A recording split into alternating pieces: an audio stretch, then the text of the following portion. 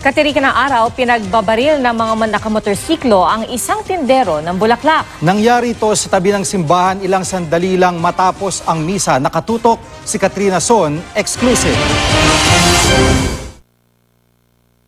Dead on the spot si Albert Orendain, 40 anyos ng barangay Commonwealth, Quezon City, matapos pagbabarili ng dalawang salaring nakamotorsiklo. Nangyari ito sa tabi ng St. Peter's Church sa Batasan, alas 11 ng umaga kanina. Nagtanong pa raw ang mga sospek sa biktima kung magkano ang ibinibenta nitong mga bulaklak. Tapos umalis po silang dalawa. Pagbalik po, yung isa na lang po yung bumalik, yung naka-jacket, yung isa, yung naka-jacket ng itim.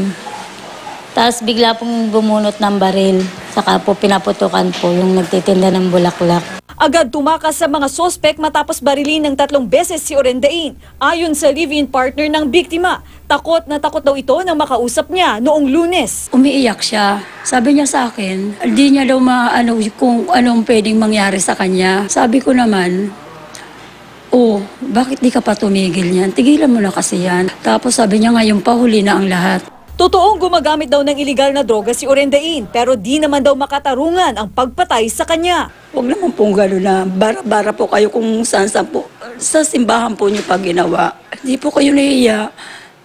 May Diyos po doon. Hindi kayo nahiya doon yung pas ginawa. Doon yung tinira yung tao. May mga balita tayo na hanggang sa kasalukuyan ay gumagamit pa rin siya ng pinagbabawal na droga. So kung drug personality yung tao, most probably ang tinitignan nating angle din, yung mga drug-related cases. Katrina Son, nakatutok, 24 oras.